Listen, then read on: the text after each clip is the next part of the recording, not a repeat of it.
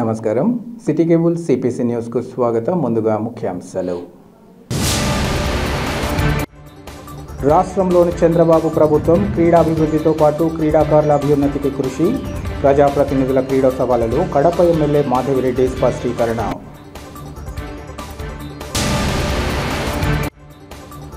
అడవులు చెట్లు లేకుంటే మానవజాతి మనుగడే లేదన్న వాస్తవాన్ని ప్రతి ఒక్కరూ గ్రహించాలి. కాంగ్రెస్ పార్టీ నేత డాక్టర్ నర్రెడ్డి తులసిరెడ్డి వెల్లడి.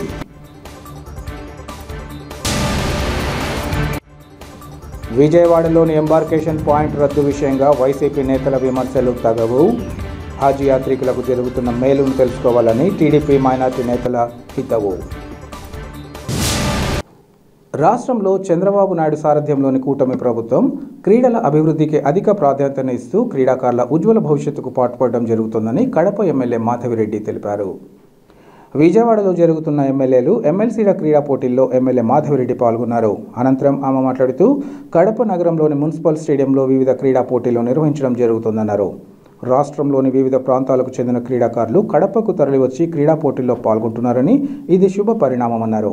అయితే గత వైసీపీ ప్రభుత్వం ఆడుదాం ఆంధ్ర పేరుతో క్రీడలు నిర్వహించి అవినీతి కార్యకలాపాలకు తెరతీసిందన్నారు.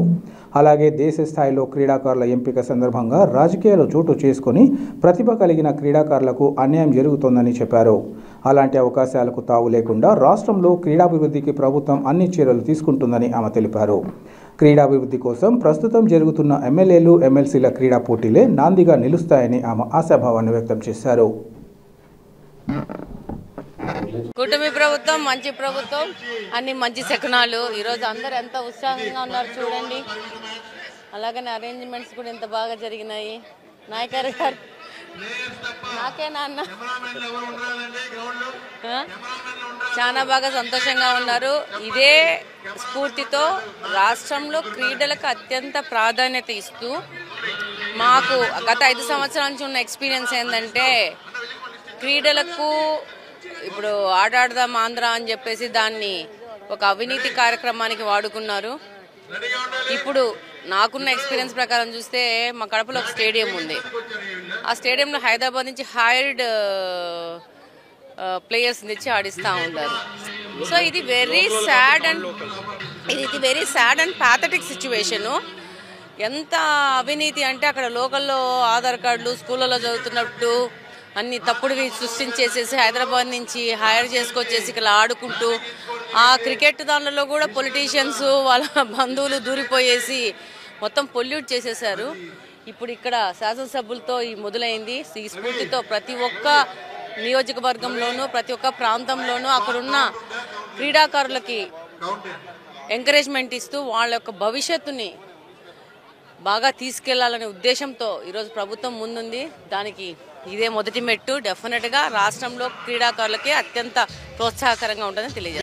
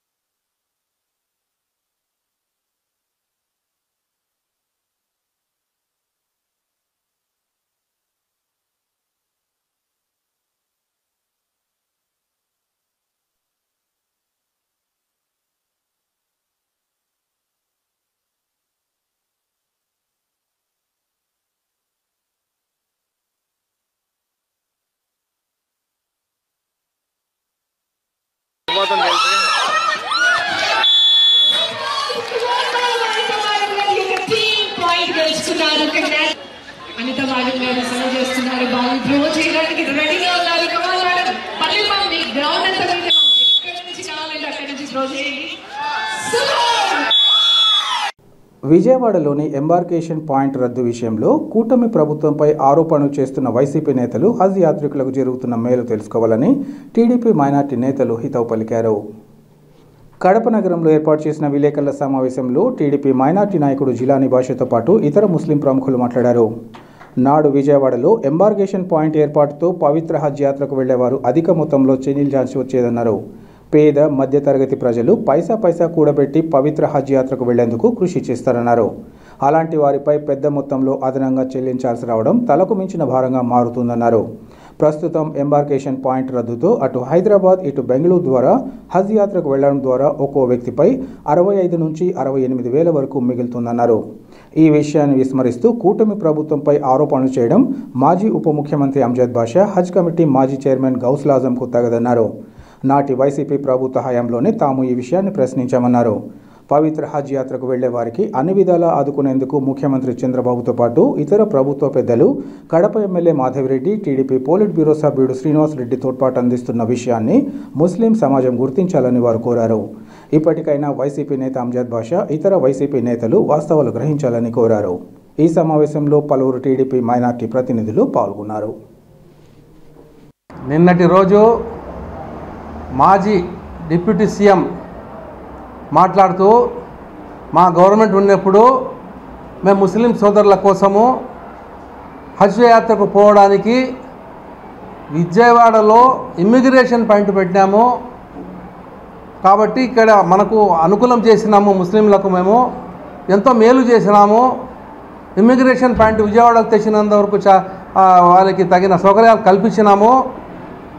మేము మేలు చేస్తే ఇప్పుడు తెలుగుదేశం ప్రభుత్వము ఆ ఇమ్మిగ్రేషన్ పాయింట్ను తీసేయడము, ముస్లింలకు అన్యాయం చేశారు అని చెప్పి డిప్యూటీ సీఎం గారు చెప్పడం చూస్తూ ఉంటే నాకు ఏమో అర్థమే కావడం. ఎందుకంటే మీరు ఇమ్మిగ్రేషన్ పాయింట్ తీసుకొచ్చి హాజీలకు అక్కడి నుంచి పంపించాలనే మీ దృక్పథం మంచిది ఉన్నా కూడా, కానీ మీరు చేసిన తప్పు ఏమంటే ఇమ్మిగ్రేషన్ పాయింట్ విజయవాడకు తీసుకొచ్చిన తర్వాత మరి ఆంధ్రప్రదేశ్ నుంచి హజ్కు పోయే ప్రతి యాత్రికుల పైన దాదాపుగా 68,000 రూపాయలు ప్రతి హాజీ పైన మీరు అడిషనల్గా వేసినారు.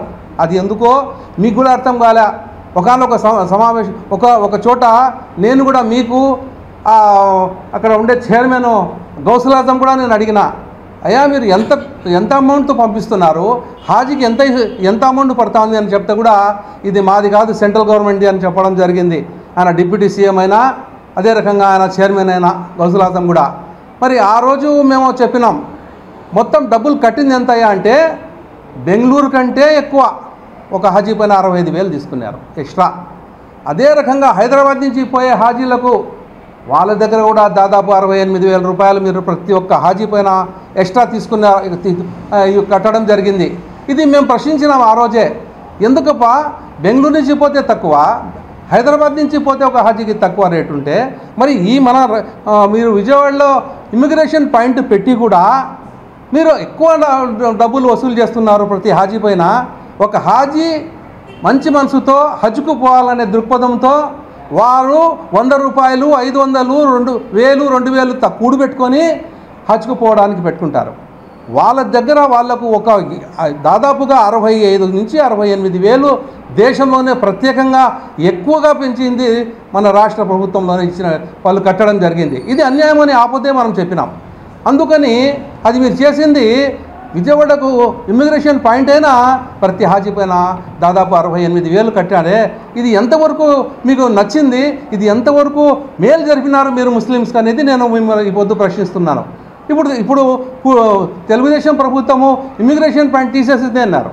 ఆ తీసేసి అది హైదరాబాద్ నుంచి పోయినా, బెంగళూరు నుంచి పంపించినా కూడా మేము ఒక్కొక్క హాజీ పైన దాదాపు 65,000 రూపాయల నుంచి 68,000 రూపాయల దాకా తక్కువ పడుతుంది ఈసారి ప్రతి హాజీకి. అంటే వాళ్ళకు మేము మేలు చేసినట్ట, వాళ్ళకు డబ్బులు తగ్గించి తక్కువ డబ్బుతో వాళ్ళు కూడబెట్టిన డబ్బుతో హాజీ యాత్రకు పోయే వాళ్ళకు మేలు చేసినట్టు కదా మనము. ఇమ్మిగ్రేషన్ పాయింట్ ఉండి ప్రయోజనం మీరు చేసింది, ఇప్పుడు లేకుంటే ప్రయోజనం ఉంది. ఇప్పుడు హాజీలకు వాళ్ళు హైదరాబాద్ నుంచి అయినా పోతారు, బెంగళూరు నుంచి అయినా పోతారు. మాకు వచ్చే రాష్ట్రానికి వచ్చే కోట ఎక్కడ వాడుకున్నా మనం వేరే రాష్ట్రాలకు తక్కువ డబ్బులు పడుతుంది. కాబట్టి ఆ అరేంజ్మెంట్స్ కూడా దాదాపుగా మన ప్రభుత్వం, తెలుగుదేశం ప్రభుత్వం ఖచ్చితంగా చేస్తుంది. ప్రతి హాజీకి తక్కువ డబ్బుతో మనం పంపించడం జరుగుతుంది. అందుకని ఆ ఆలోచన అయితే మనం ఇప్పుడు ఆ ఇమ్మిగ్రేషన్ పాయింట్ను తొలగించడం. మీరేందో అగో అని అరుచుకుంటూ అంటారు, ఆ ఇమ్మిగ్రేషన్ పాయింట్ తీసేసినారు. ఏం తీసేమైంది? హాజీలకు డబ్బులు మిగిలిస్తా ఉన్నాం మేము, ఇది అర్థం చేసుకోవాలా. మీరు వైఎస్ఆర్ పార్టీ గవర్నమెంట్లో జగన్మోహన్ రెడ్డి ఉన్నప్పుడు, మీరు డిప్యూటీ సీఎం ఉన్నప్పుడు మీరు మైనార్టీలకు ఏం ప్రత్యేకమైన ఏర్పాట్లు చేసినారు? ఎటువంటి అనుకూలాలు చేసినారు? వైఎస్ఆర్ ప్రభుత్వంలో మైనార్టీలకు అయితే మేము ఇది కట్టించినాము, ఇది డెవలప్మెంట్ చేసినామని చెప్పలేని మీరు మళ్ళీ వచ్చేసి ఈ పొద్దు ఇమిగ్రేషన్ పాయింట్ తొలగించాలని చెప్పడము, ఇది మేలు చేసినాము సోదరా అమ్జద్ బాషా గారు. మేము హాజీలకు పోవడానికి దాదాపు 65,000 తగ్గించినాము ఇమిగ్రేషన్ తీసి. దాని అనుకూలమైన పరిస్థితులు కూడా తెలుగుదేశం ఖచ్చితంగా చంద్రబాబు నాయుడు, లోకేష్ గారు, లోకల్గా అయితే మా మాధవి రెడ్డి గారు, శ్రీనివాసులు రెడ్డి గారు, మన తెలుగుదేశం మొత్తం బ్యాచ్ అంతా కలిసి హాజీలకు అన్ని రకాలుగా అనుకూలమైన పరిస్థితుల్లో మనం హజ్జుకు పంపించడానికి ఖచ్చితంగా మేమంతా ఉండి ప్రయత్నం చేసి బాగా వాళ్ళకు అనుకూలాలు చేస్తామని చెప్పి ఈ సభాముఖంగా మీకు తెలుపుతున్నా. అందరికీ నమస్కారం. అస్సలాము అలైకుం వరహమతుల్లాహి వబర్కాతుహు. నిన్నటి దినము మన మాజీ ఉప ముఖ్యమంత్రి వర్యులు, మైనార్టీ మంత్రివర్యులు అమ్జద్ బాషా గారు ప్రెస్ మీట్ పెట్టి అందులో కూటమి ప్రభుత్వం ఏదో ముస్లింలకు వెన్నుపోటు పొడిచింది, రంజాన్ ముంగిట మైనార్టీ సోదరులకు వెన్నుపోటు అని పెద్ద పెద్ద హెడ్లైన్లలో సోషల్ మీడియాలో కానీ హల్చల్ చేస్తున్నారు. అయ్యా అమ్జద్ బాషా గారు, మీరు ఒక మంత్రి హోదాలో ఉన్నారు గతంలో, ఒక బేసిక్ నాలెడ్జ్ మీకు లేదనిపిస్తుంది. హైదరాబాద్కు కానీ బెంగళూరుకి కానీ కడప నుంచి లేదా గుంటూరు నుంచి విజయవాడ నుంచి హైదరాబాద్కి బెంగళూరు వెళ్ళాలంటే ఎంత అయ్యా ఫేర్ ఛార్జీ? 500 నుంచి 1000 రూపాయలు అవుతుంది. ఒక హజ్ యాత్రికుడికి ఏదో 500-1000 రూపాయల ఖర్చుతో ఆయన ప్రశాంతంగా వెళ్ళడం మంచిదా? మీరు అది గమనిస్తారా? ఒక హజ్ యాత్రికులకు మనము మేలు చేస్తామనేదే మ్యాటర్ ఇక్కడ. విజయవాడలో ఎంబార్గేషన్ పాయింట్ మేము తెచ్చాము, ఎంతో కష్టపడి తెచ్చాము, ఏదో ఘనకార్యం చేశామని అని తెగ చెప్తున్నారే. అంటే హజ్ యాత్రికుడికి ఎంత లెక్క అదనంగా పడినా మీకు సమస్యలే, కానీ మీరు తెచ్చిన ఎంబార్గేషన్ పాయింట్ నుంచే వెళ్ళాలా. మీరు ఈ సైకోయిజము ఎప్పటికీ మార్చుకోలేరని అనిపిస్తుంది. ఎంతసేపు కూడా కూటమి ప్రభుత్వం, తెలుగుదేశం ప్రభుత్వం, నారా చంద్రబాబు నాయుడు కానీ ఎంతసేపు ముస్లింల మంచి కోసం, ముస్లింలు ఎలాంటి పరిస్థితుల్లో కూడా ఇబ్బందులు పడకుండా వాళ్లకు మేలు చేయాలనే ఉద్దేశంతోనూ ఆయన ఏమైనా ఆలోచించి నిర్ణయం తీసుకుంటాడు. సో ఇది మీరు గమనించాల్సిన విషయము. మరి ఆంధ్ర రాష్ట్ర ప్రజలు కూడా దీన్ని ఒకసారి ఆలోచించాలా. ఏదో ఎంబార్గేషన్ పాయింట్ తీసేశారు, కూటమి ప్రభుత్వం ముస్లిం ప్రజలకు ఏదో అన్యాయం చేసిందనేది మీరు ఎలాంటి పరిస్థితుల్లో ఆలోచించాల్సిన అవసరం లేదు. ఖచ్చితంగా ఎల్లప్పుడూ తెలుగుదేశం పార్టీ, కూటమి ప్రభుత్వం ముస్లిం మైనార్టీలకు అండగా ఉంటుంది. అంతరిక్ష పరిశోధన ముగించుకొని నింగి నుంచి నేలకు విచ్చేసిన సునీతా విలియమ్స్ నేటి మహిళా లోకానికి స్ఫూర్తిదాయకమని జనసేన పార్టీ నేతలు కొనియాడారు. కడపలోని పార్టీ కార్యాలయంలో ఏర్పాటు చేసిన విలేకరుల సమావేశంలో వారు మాట్లాడారు. చెక్కు చెదరని గుండె నిబ్బరం, పట్టుదల, అంకిత భావం కలిగిన సునీత భవిష్యత్తు తరాలకు గొప్ప స్ఫూర్తిగా నిలుస్తుందన్నారు. మన ఆడబిడ్డ సునీతా విలియమ్స్ ప్రదర్శించిన పట్టుదల, అంకిత భావం ఎప్పటికీ చెదిరిపోదన్నారు. నాసా కేంద్రం నుంచి అంతరిక్ష పరిశోధన కోసం వెళ్లిన సునీతా విలియమ్స్ సాంకేతిక కారణాలతో ఇబ్బందులు ఎదుర్కొన్న ఆమె ధైర్యానికి అభినందనలు తెలియజేస్తున్నామన్నారు. దేశానికి గర్వకారణంగా నిలిచిన ఆమె పోరాట స్ఫూర్తి ప్రశంసనీయమన్నారు. కలకాలం చరిత్రలో నిలిచిపోతున్న సునీతా విలియమ్స్ అడుగుజాడల్లో నడవాల్సిన అవసరం ఎంతైనా ఉందన్నారు. ఈమె విజయంలో భగవద్గీత కూడా ప్రధాన పాత్ర పోషించినట్లు ఈ సందర్భంగా చెప్పారు. వ్యక్తి జీవన విధానం, శక్తిని, యుక్తిని తెలియజేసే గొప్ప గ్రంథమైన భగవద్గీతలోని అనేక అంశాలు ఆమెకు స్ఫూర్తినిచ్చాయన్నారు. సునీతను భూమిపైకి తీసుకొచ్చేందుకు తోడ్పాటు అందించిన ప్రతి ఒక్కరికి ధన్యవాదాలు తెలియజేస్తున్నట్లు వారు పేర్కొన్నారు. పోరాట స్ఫూర్తికి మారుపేరుగా నిలిచిన సునీతా విలియమ్స్కు జనసేన పార్టీతో పాటు తమ పార్టీ అధినేత పవన్ కళ్యాణ్ తరపున శుభాకాంక్షలు తెలియజేస్తున్నట్లు వారు వివరించారు. అద్భుతమైన అంతరిక్ష పరిశోధన ముగించుకొని 9 నెలల తర్వాత మరి ఆమె ఆ శ్రమతో ఈరోజు నింగి నుంచి నేలకు క్షేమంగా తిరిగి రావడం, మరి సునీతా విలియమ్స్ గారికి స్వాగతం సుస్వాగతం తెలియజేస్తూ ఉన్నాం. మరి ఆమె నాసా కేంద్రం నుంచి అంతరిక్ష పరిశోధన కోసం మరి 8 రోజుల ప్రయాణాన్ని మరి అక్కడ సాంకేతిక కారణాలతో ఆమె అక్కడ నిలబడిపోవడం చూస్తే మరి అటువంటి అక్కడ వాళ్ళు నాసా కేంద్రం కూడా ఫెయిల్ కావడం, మరి తర్వాత ఒక సంస్థ తీసుకొని 9 నెలలుగా నిరంతరంగా నిర్విరామంగా ఆమెకి గైడ్ చేస్తూ 9 నెలలు ఒక ఆడకూతురు ఒక ఆడబిడ్డ అక్కడ ఒక ఇద్దరితో మరి అంత అంతరిక్షంలో ఒంటరిగా ఉన్నదంటే ఆమె ధైర్యానికి నిజంగా అభినందన తెలియాలా. ఆమె సునీతా విలియమ్స్ గారు భారతదేశ సంతతికి చెందిన మహిళ కావడం భారతదేశానికి మనకు అందరికీ గర్వకారణం. మనం లిఫ్ట్లో 2 నిమిషాలు ఆగితే లిఫ్ట్ ఆగిపోతే గగ్గోలు పెట్టే మనం మరి 9 నెలలు ఆమె అంటే 9 మాసాలు అక్కడ ఆమె ఒంటరిగా ఉండి ఈరోజు నేలకి దిగి రావడం సంతోషం, శుభదాయకం. మరి ఆ ప్రయాణంలో ఆమె ఈ ప్రపంచ యావత్ మహిళలకందరికీ కూడా స్ఫూర్తిదాయక మహిళగా ఒక చరిత్రలో నిలిచిపోయే పరిస్థితి. మరి ఆమెను స్ఫూర్తిగా తీసుకొని అంటే ఇప్పుడు ఈ కాలం కొలది ఆడబిడ్డలు అంగడికి వెళితే భయపడే రోజులలో ఒక మహిళ ఒక ఈ అంతరిక్ష నాసా కేంద్రంలో పనిచేయడం, మరి ఆ నాసా కేంద్రం నుంచి కూడా ఒక మహిళ ఒక టీముగా ఆమె ఒక పెద్దగా అక్కడ పోయేసి అంతరిక్షంలో మరి ఇటువంటి సాంకేతిక కారణాల వల్ల ఆగిపోయినప్పటికీ కూడా ఎక్కడ అధైర్యపడకుండా ఎక్కడ చలించకుండా మరి ఆమె ధైర్యంగా ఈరోజు భారతదేశానికి తిరిగి రావడం మరి ఆ భారతదేశంలోనే కాదు యావత్ మహిళలకు ఇది స్ఫూర్తిదాయకమైన అంశంగా మనం చెప్పుకుంటాం. ఈమె ఎప్పటికి కూడా చరిత్రలో నిలిచిపోయే మహిళగా ఉంటుంది.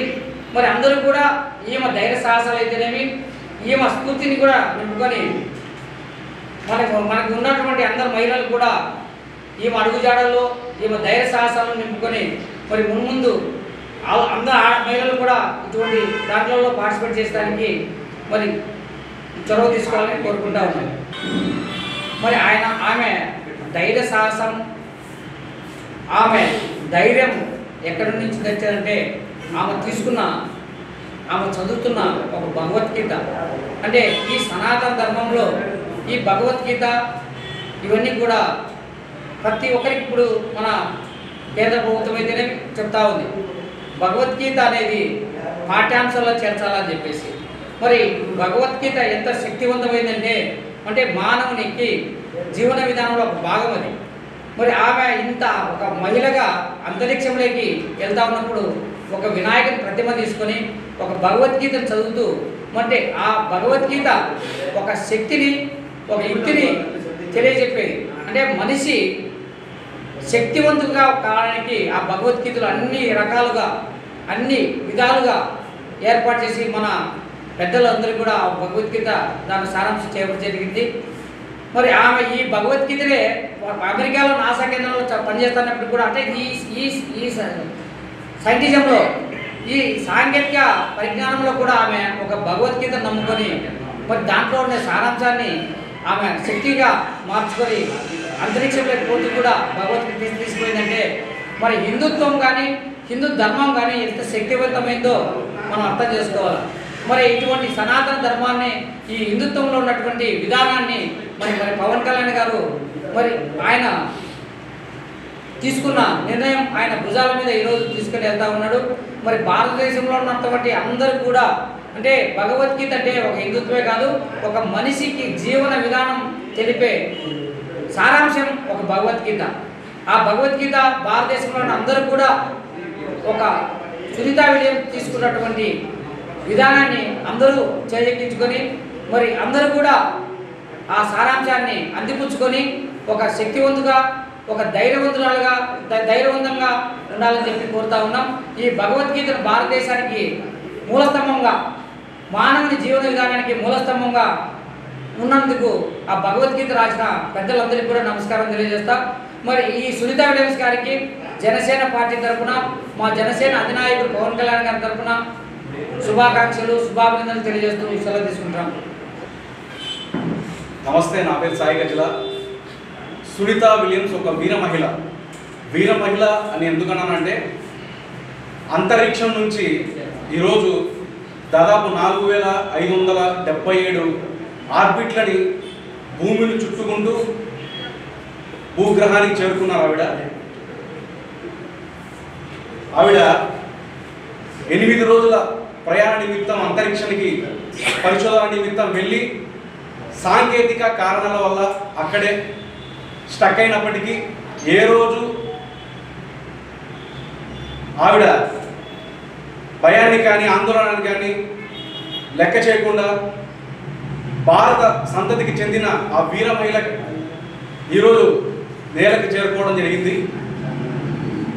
ఆవిడ భారత సంతతికి చెందిన మహిళ కావడం యావత్ మహిళా లోకానికి గర్వకారణం.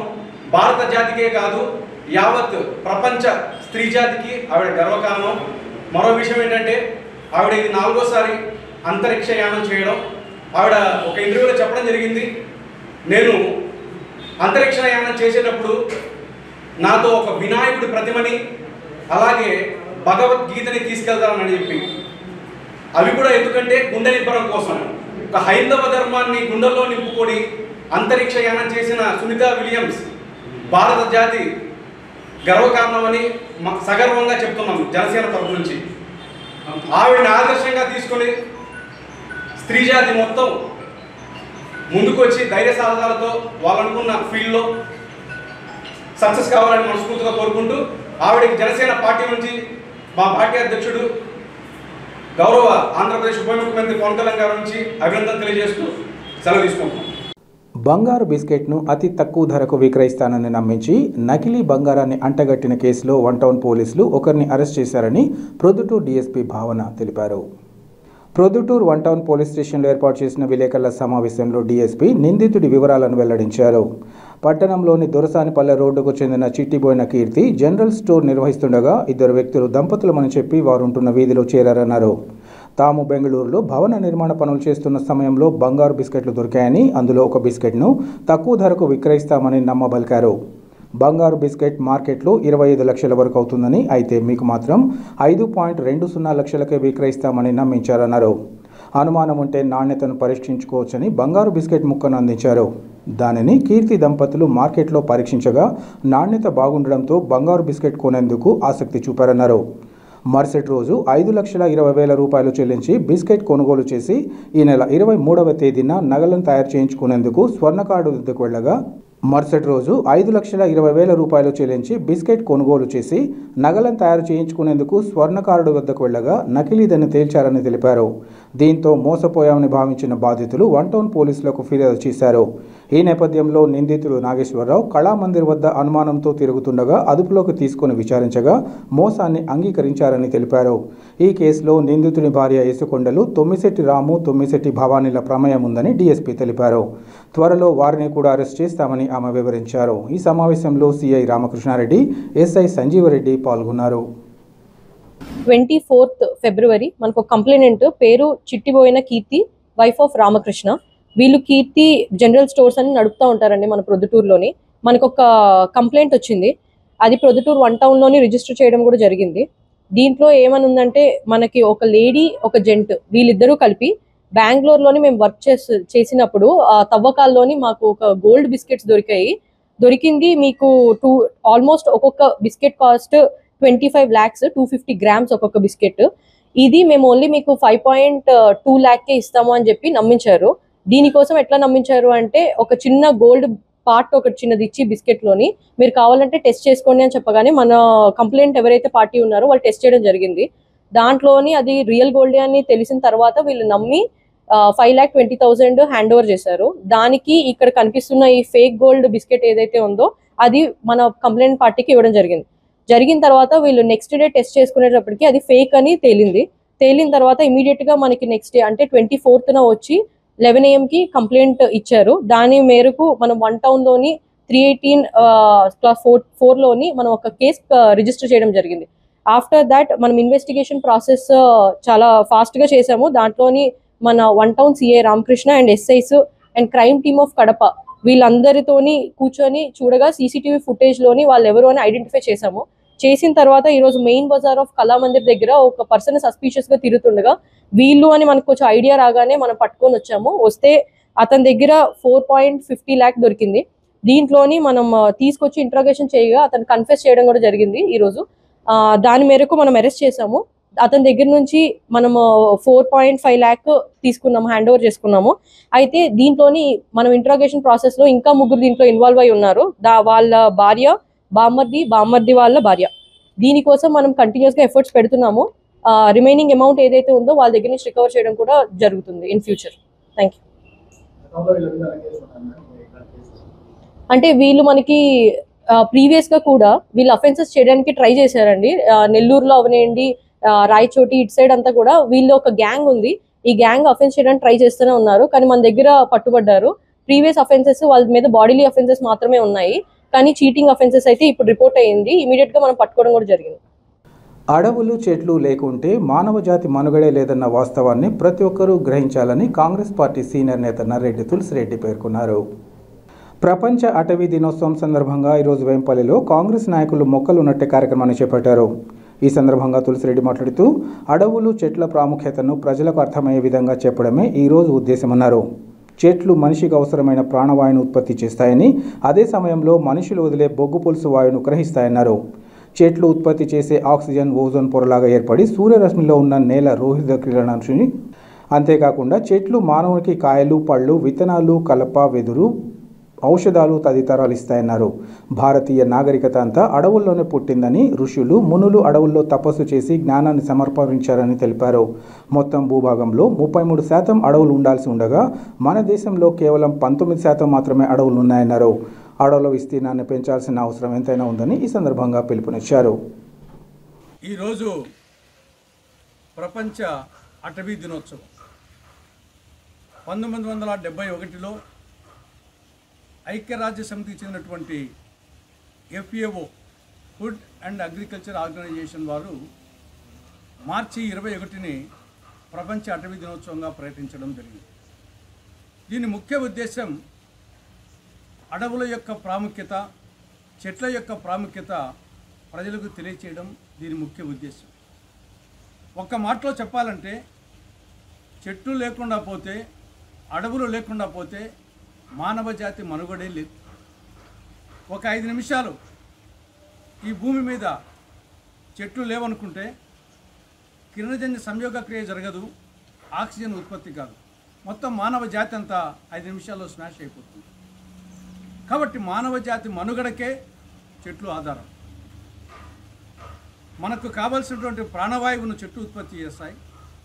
మనము విడిచినటువంటి కార్బన్ డైఆక్సైడ్ వాయువును అవి వచ్చేసి గ్రహిస్తాయి.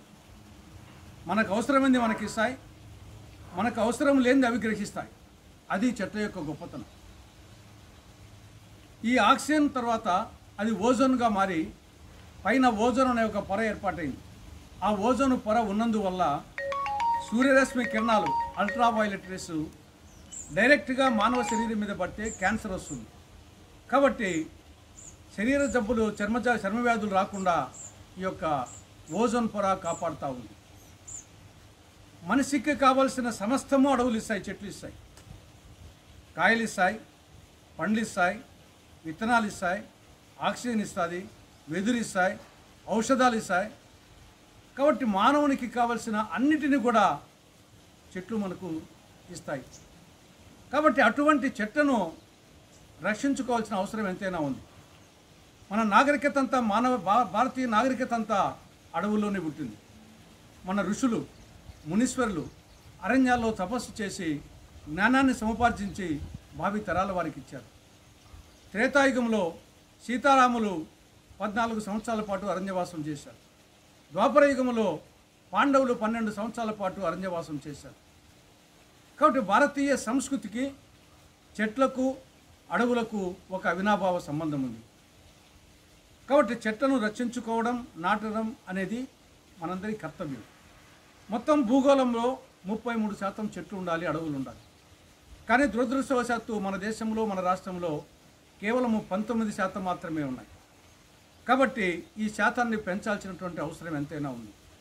దురదృష్టవశాత్తు గత వైకాపా పాలనలో పరిపాలన ఎలా సాగిందంటే అశోకుడు చెట్టు నాటను, జగన్మోహన్ రెడ్డి చెట్టు నరికెను అనే విధంగా తయారైపోయింది. గతంలో ముఖ్యమంత్రి జగన్మోహన్ రెడ్డి ఎక్కడికి పోయినా భద్రతా కారణాల దృష్ట్యా అక్కడ 100 సంవత్సరాలు 150 సంవత్సరాలు ఉన్నటువంటి చెట్లను కూడా నరికేసేవాళ్ళు. కాబట్టి ఈ విధంగా గత పాలన సాగింది. అటువంటి పాలనను కూటమి ప్రభుత్వం కొనసాగించవద్దని, అదే సమయంలో కాంగ్రెస్ పరివారానికి, కాంగ్రెస్ శ్రేణులకు చెట్లను నాటడం, చెట్లను పరీక్షించుకోవడం ఇది ఒక పవిత్రమైన కార్యక్రమంగా భావించాలని కాంగ్రెస్ శ్రేణులకు, కాంగ్రెస్ పరివారానికి ఆంధ్రప్రదేశ్ కాంగ్రెస్ కమిటీ విజ్ఞప్తి చేస్తూ ఉంది. వార్తలు ముగించే ముందు ముఖ్యాంశాలు మరోసారి. రాష్ట్రంలోని చంద్రబాబు ప్రభుత్వం క్రీడాభివృద్ధితో పాటు క్రీడాకారుల అభ్యున్నతికి కృషి, ప్రజాప్రతినిధుల క్రీడా సవాళ్లలో కడప ఎమ్మెల్యే మాధవిరెడ్డి స్పష్టీకరణ.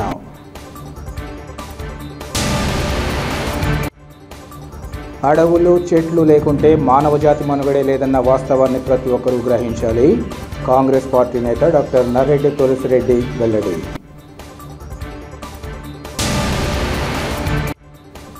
విజయవాడలోని ఎంబార్కేషన్ పాయింట్ రద్దు విషయంగా వైసీపీ నేతల విమర్శలు తగవు. హజ్ యాత్రికులకు జరుగుతున్న మేలును తెలుసుకోవాలని టీడీపీ మైనార్టీ నేతల హితవు. సిటీ కేబుల్ సిపిసి న్యూస్ ఇంతటితో సమాప్తం. నమస్కారం.